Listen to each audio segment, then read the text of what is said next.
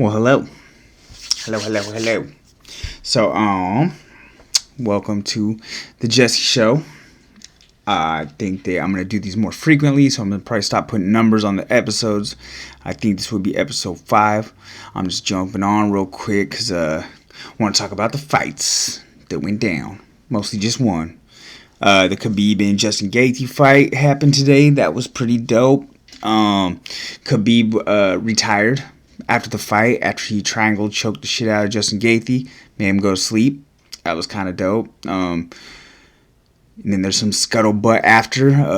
Let's see. Let's start at the top of the drama.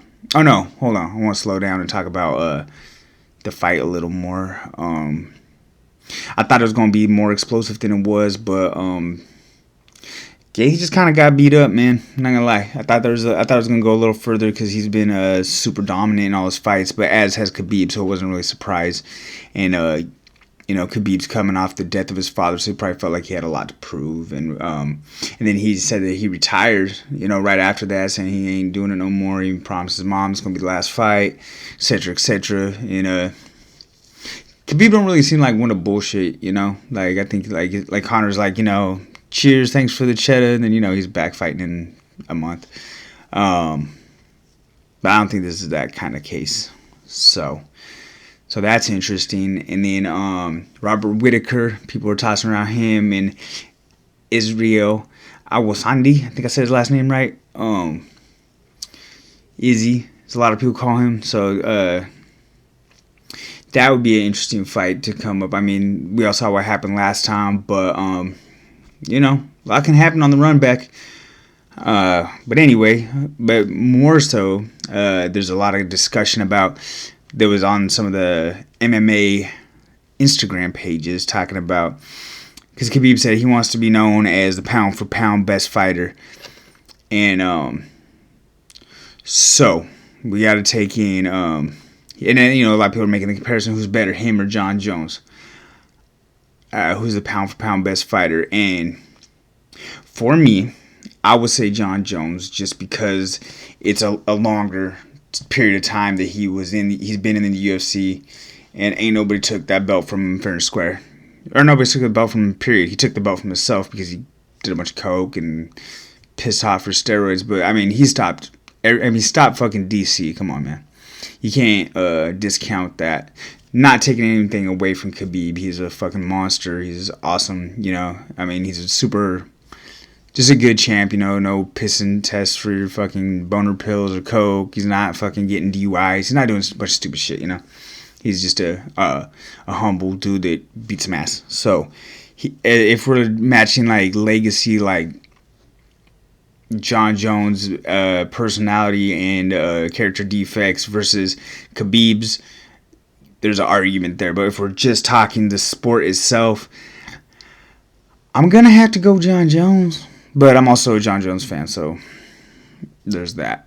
I'm a little bit biased. I like Jon Jones a lot. I think he's a fucking badass. But just say what you want. 155, Khabib might be the best to ever do it. But then there's also the argument for Demetrius Johnson. I mean, he left the UFC because they weren't really taking advantage of, or, they weren't making his weight class like a thing. So he kind of bounced out. They weren't really giving him the hype he deserved. I mean, that dude did like a freaking, a suplex to a flying armbar. Like, man, like some straight up fucking Matrix shit, Like, so Demetrius Johnson, I don't got the stats in front of me and stuff, but he had a real long time of being the best. So, we can... or George St. Pierre, he's a argument for the GOAT. But, we'll leave that where that is with the GOAT argument. But let's talk about who's talking shit. So, Justin Gaethje said some shit to Conor about, you ain't really signed the paperwork to fight Dustin Poirier yet. Fight me instead. I think T. Ferguson's gonna fight. Tony Ferguson was talking a bunch of shit about Khabib retiring and wasn't really being all that cool about it, which I thought was kind of douchey. But he wanted to fight that dude for a long time and it never really panned out. They had like 2 or 3 different fights scheduled where one of them would get injured, and then COVID hit, and Khabib couldn't leave Russia, and then his father died, from COVID. So it's like, it ain't really Khabib's fault. And then I think Khabib missed weight at one of his fights, but after that he's been pretty on point with his weight cuts. So yeah. Nate Diaz always got some shit to say. He said pretty much everybody but Khabib in the 155 that is any shit right now. He's talking about none of them know jiu-jitsu, and that he ain't eating up everything like everybody else. But I don't know. Nate Diaz is a badass, but I mean, he's been getting beat up in a lot of his fights. I think that he thinks he's harder than he is, if that makes sense. And I'm not taking really anything away from him. He's a fucking badass. I mean, he'll box your lips off and choke you out. No doubt Nate Diaz is a badass. But I don't know.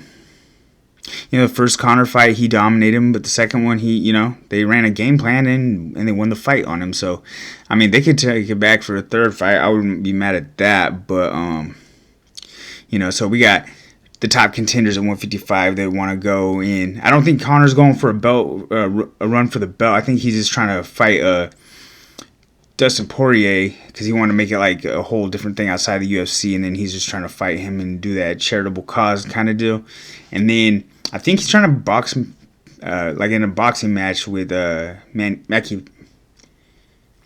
Pacquiao. Sorry. So that's all that's what I think that is. But then I know that Michael Chandler just came from Bellator, and he's trying to get up in that top 5.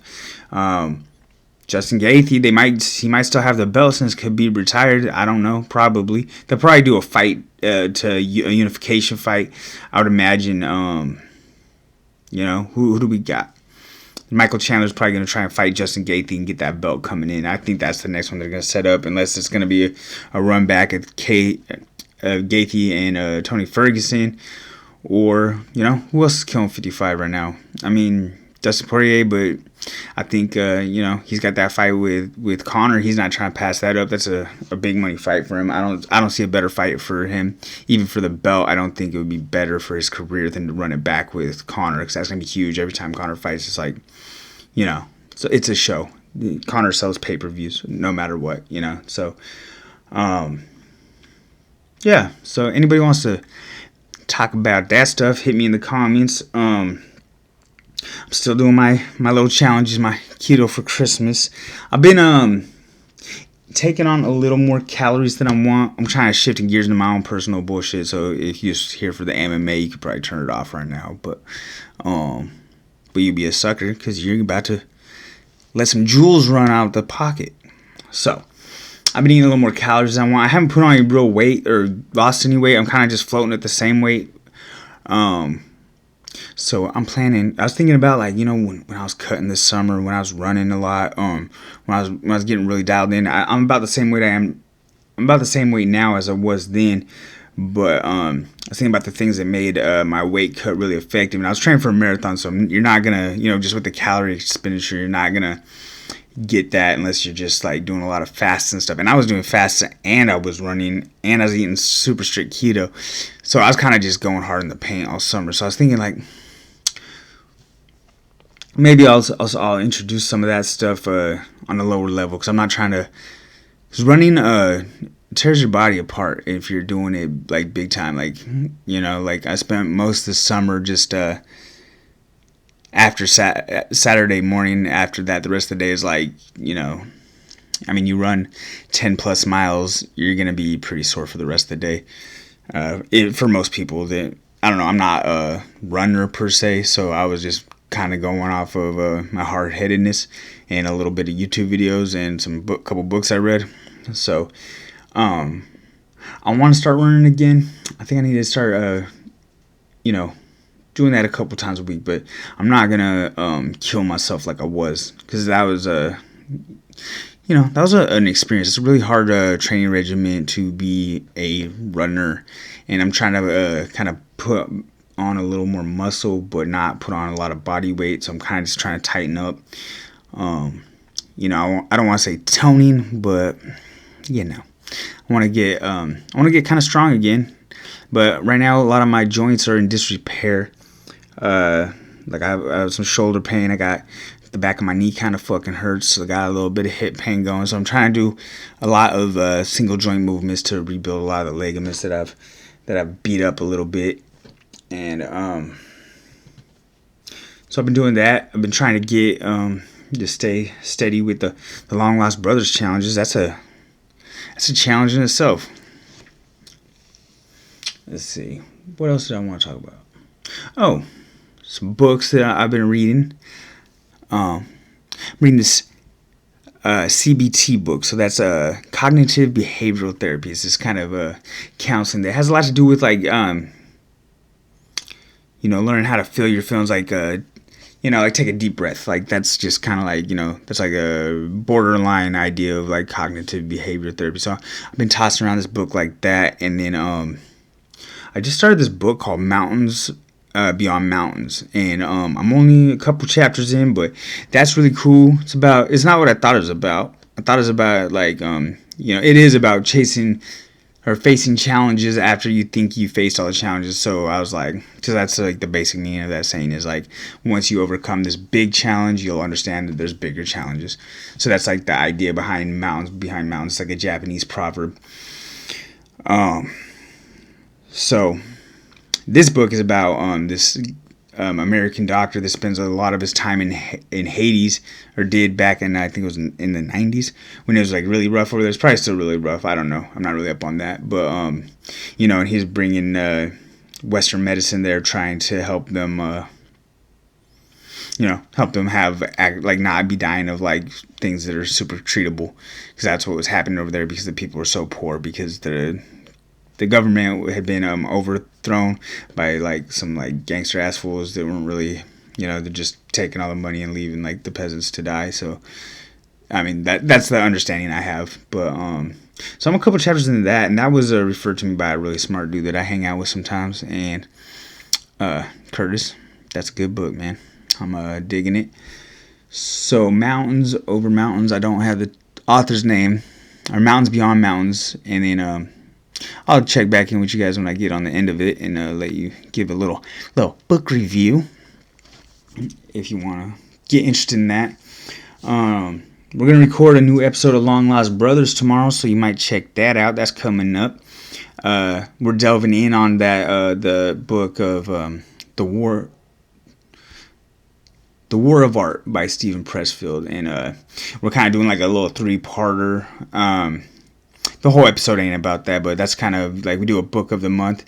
And this one, there's like some real basic, there's like 3 parts we're going to break down. So if you want to come check that out, you're very invited. That's the Long Lost Brothers podcast. That's with me and Brett Scott. I'll probably reiterate that quite a bit on my show, so you can check out that show. But I think both of them, these shows are of substance. So you're welcome. You're invited. I think that's about what I got for today, but we will be back in a day or two and get back with you, baby.